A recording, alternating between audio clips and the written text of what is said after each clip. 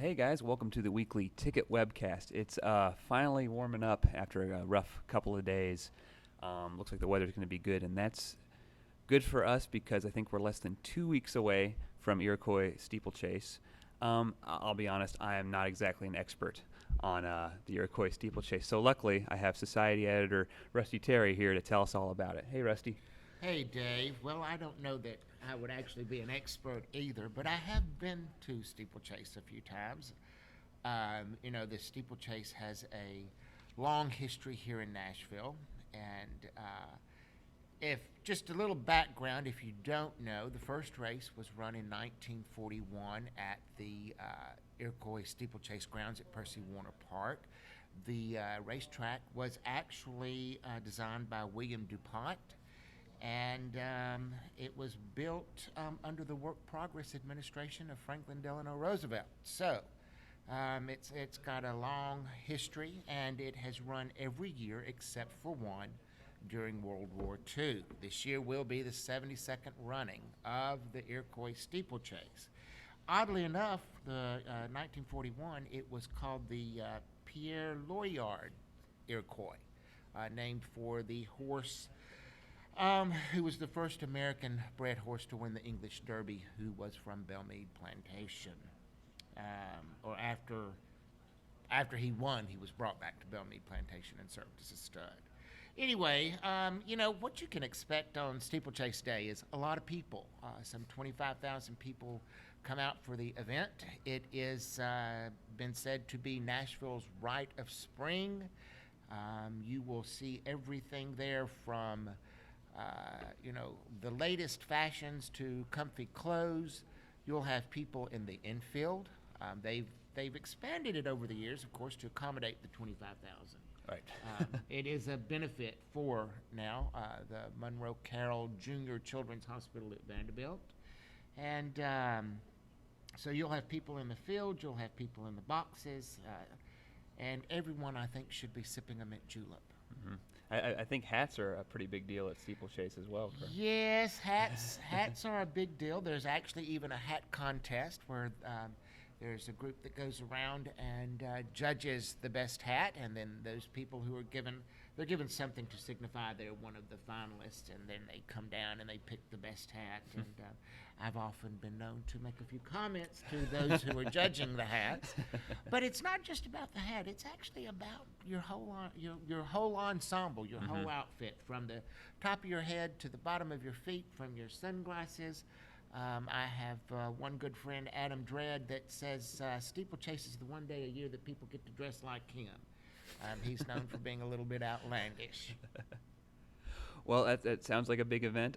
Maybe I'll check it out this year, but I feel like I've already been there. That sounded like an expert summation to me, Rusty. Well, Dave, if you want to go, I'm happy to take you with me. All right, let's do it. All right. I could go for a mint julep. That'd be good. Plenty of other stuff happening in May. I'm just going to touch on a few. Mayor's Field Day will be returning to LP Field on May 4th.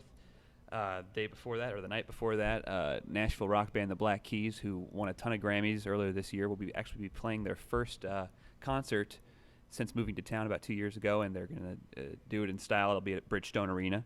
That should be a big show. As we mentioned, Iroquois Steeplechase is on May 11th.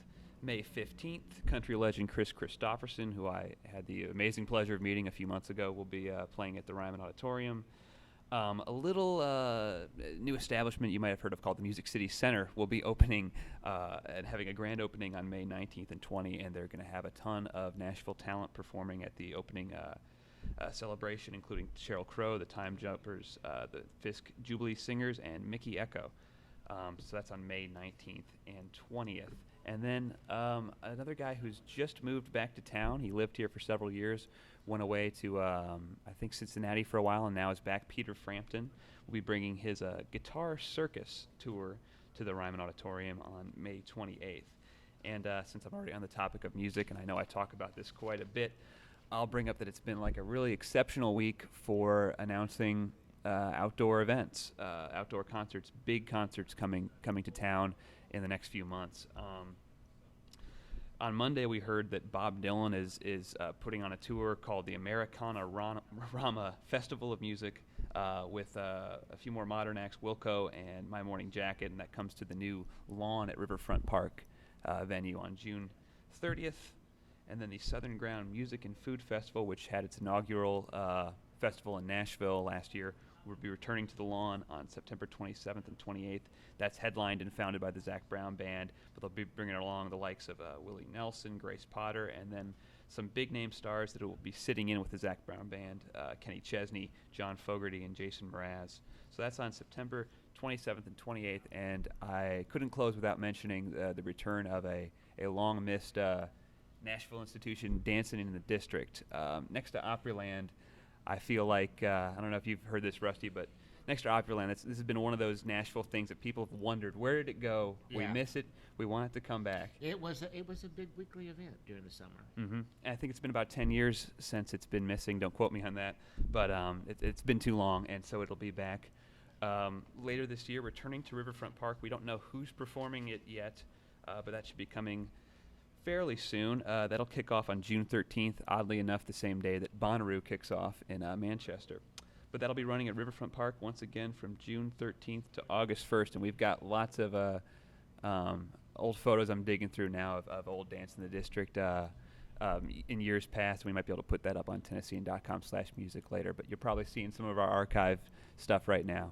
But that's all I got. Everybody get ready for Steeplechase in a couple of weeks. Thanks for joining us, Rusty. Oh, my pleasure. Anytime. All right. Thanks for tuning in, guys. See you next week.